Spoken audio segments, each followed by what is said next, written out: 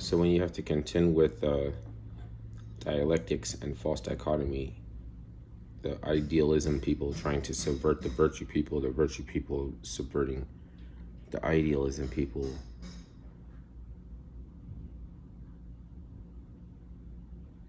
then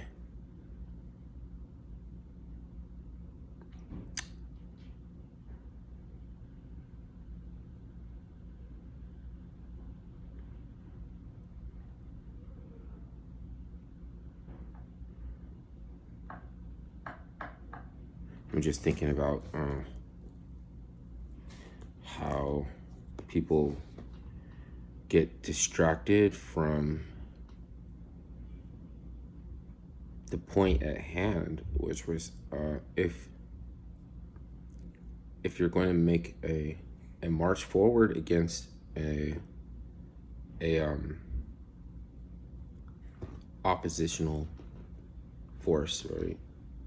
Can you do that and with coordinating with the same entity that coordinates with the opposition? What even is that? They have to get you to acquiesce. It's not your fault until you acquiesce. Until then, it's a suspendable. It's just a suspendable psychopomp kind of logismoi. That's just something you tell yourself so you won't challenge yourself. And then you'll be polarized or kind of polarized into the false dichotomy. It doesn't matter which side you come out on the false dichotomy. It's set up so that when you shed a tear over whatever's going on, you will only have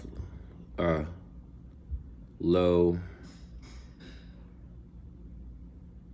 You'll only be able to take a low angle.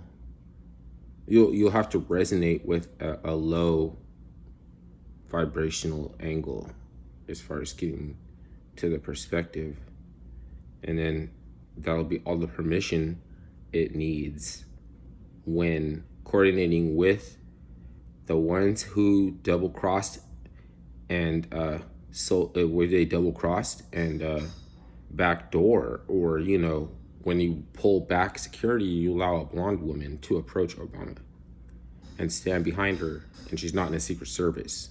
Are you trying to tell a message to somebody? You know what I mean? Because we've already been conditioned by certain whistleblowers, and they're made to look like spooky dooky alien disclosure people or Project Camelot or something.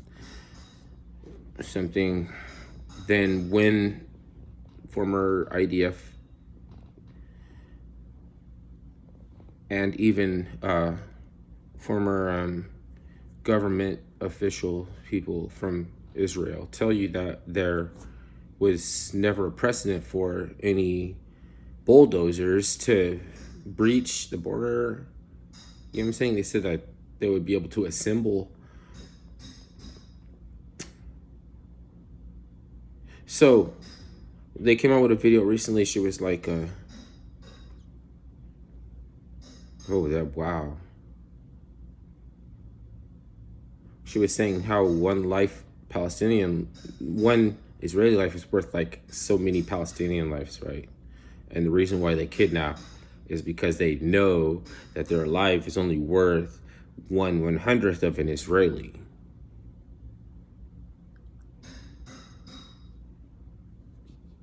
But at the same time, the Israelis can kill 100 Hamas by only losing one Israeli.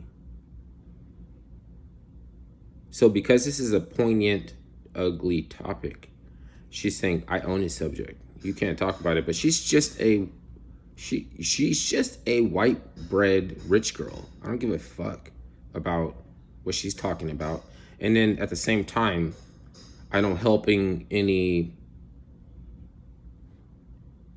anybody, like, as far as like their predicament. You understand? I don't, you know what I mean? So it's like, oh, you need to shut up. Don't talk about it. Don't talk about it. Uh, they allowed,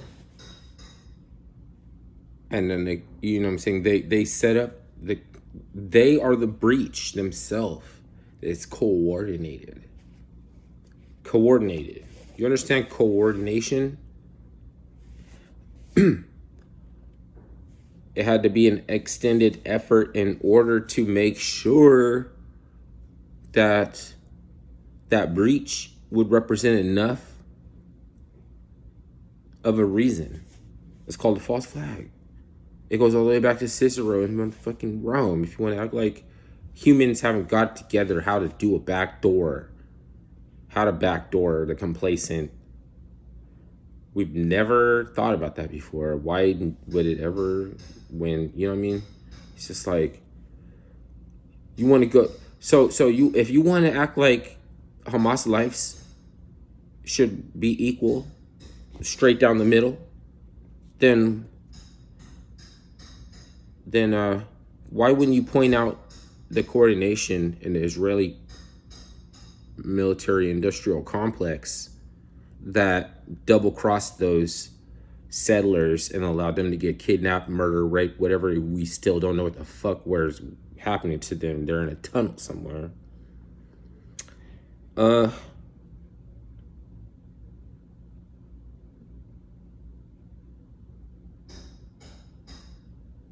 Do you think that those people who coordinated this, that you can march forward on to the opposition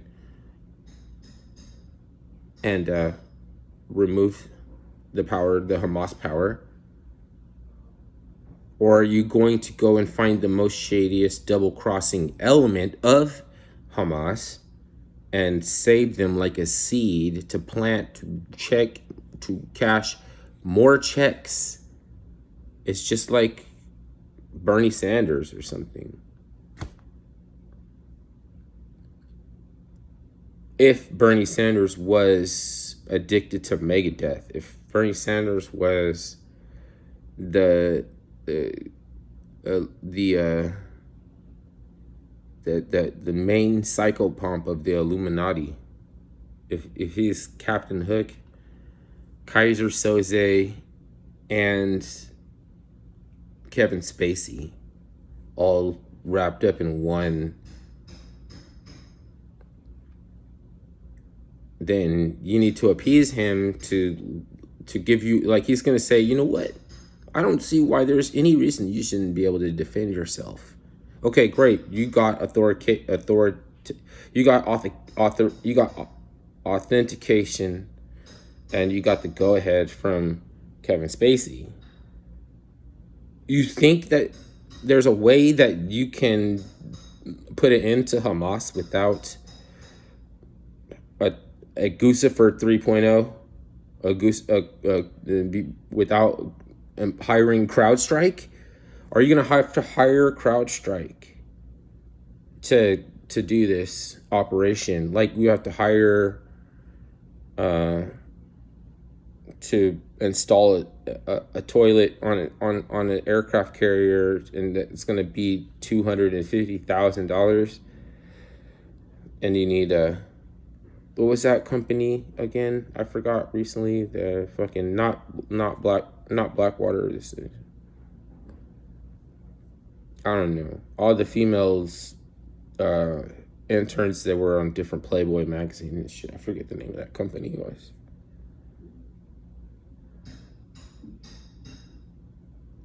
It's like they could coordinate our shit for their own interest, and they can start fires so that they can go and firefight against it. And then after that, then they're going to start tokenizing all of these radical issues. That's what it is. They start tokenizing, and they start trying to resonate with the craziest aspect of society.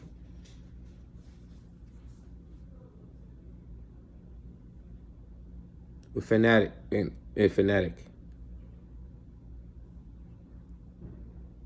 It doesn't matter if nobody ever sat down and wrote a poem for a fan.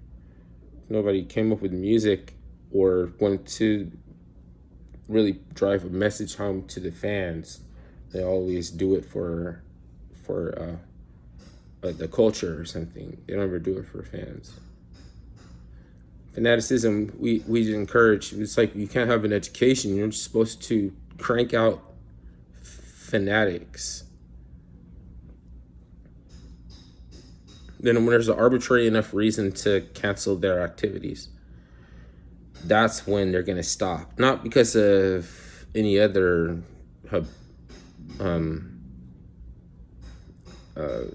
what's it called? False ways to inhabit, like, the wrong approaches, the unorthodox,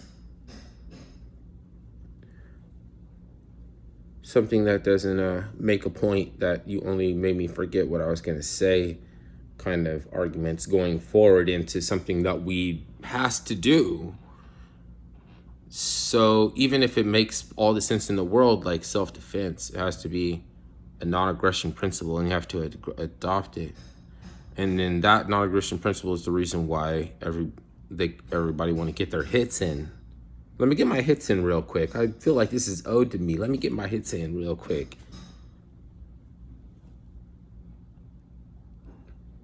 It's a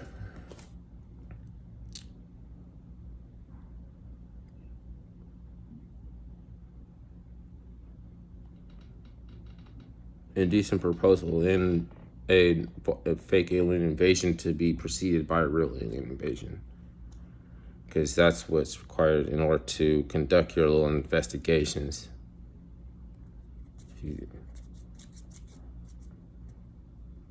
If you need me to condemn something, if I'm waiting for approvals and I'm not really waiting for new information, then it's about your acquiescence. And until then, I'm not the source or responsible for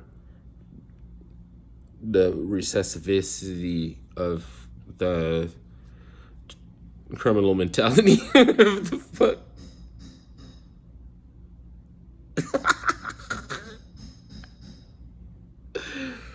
Oh, I wonder how much more time that IARPA has to figure out like how to troubleshoot their obstacles. Little unforeseen things that dumbass couldn't predict. If Christhood is the seed of all knowledge, then evil must not want to conduct themselves in the manner or the ways that they've been perceived that it's supposed to do. It's not until you know better than you do the wrong anyways that it can be considered maliciousness, spite, all these kind of things, depravity, all those kind of words. Like, we think evil is those things. But evil is somebody who's doing something that they don't know better, that they really don't want to do. Like, they have to reassess the meaning or purpose behind what they're doing. It's not, they don't know. So they're doing what they're doing out of reluctance, and they're being convincing somehow. It's got in their mind that they have to demonstrate these behaviors. And it turns out that's not the right thing. That's not really the right it. It's an approach to interpreting good news. What's really good? What do you know good? What do you know good? Because I feel like it just gives me directives. Then if I know better and I do it anymore, then that's like, oh, that's avarice, contempt, neglect, all those things that you want to say is evil. But there's so many of those words, categories, that if you just use evil to point out to one of them, then you're just, there's all this other shit that you miss. Because you can say that, oh, you must think an excuse because people who are purposefully deceptive, that know better, and they've decided they want to make up their own reality, or they want to do, regardless of whether or not it's right or wrong, they're ready to go right now and they want to do what they want to do. They're going to do what they're going to do, and regard in spite in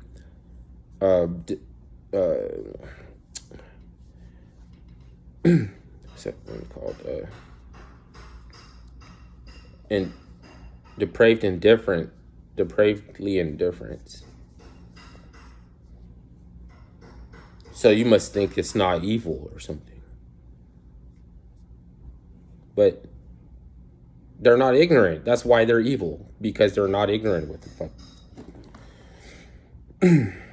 If they know the value of a rare coin, you know what I mean, that they stole, but they can only hawk it, they can only sell it for a fraction of what it's worth, then you can't say that they're on par with someone who doesn't know that coin is worth anything, spending it to buy something, and you say, "Oh, that's stupid." You're stupid. It's not stupid. They're just ignorant. They're not evil.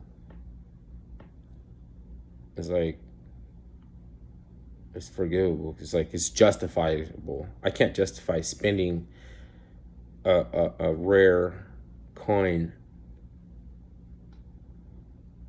breaking it out of the package that they sent it off to get appraised, and then when they send it back to you, it's encased in a seal of plastic, and it has a UPC, and you can do the background check history and everything, and you can verify that it's not broken. It's like you can put it on eBay, but I just want to get it out and just want to put it in the vending machine, right? That would be like hysterical and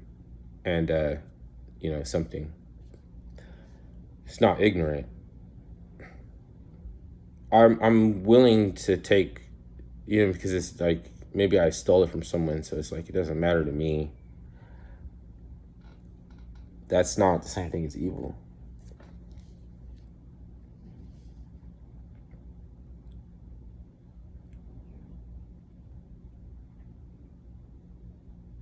It's kind of stupid or something. Well, I don't know. What if there's a fear factor? Where Joe Rogan says that you got to hang out with somebody who stole that coin, and you have to hang out with them for 24 hours.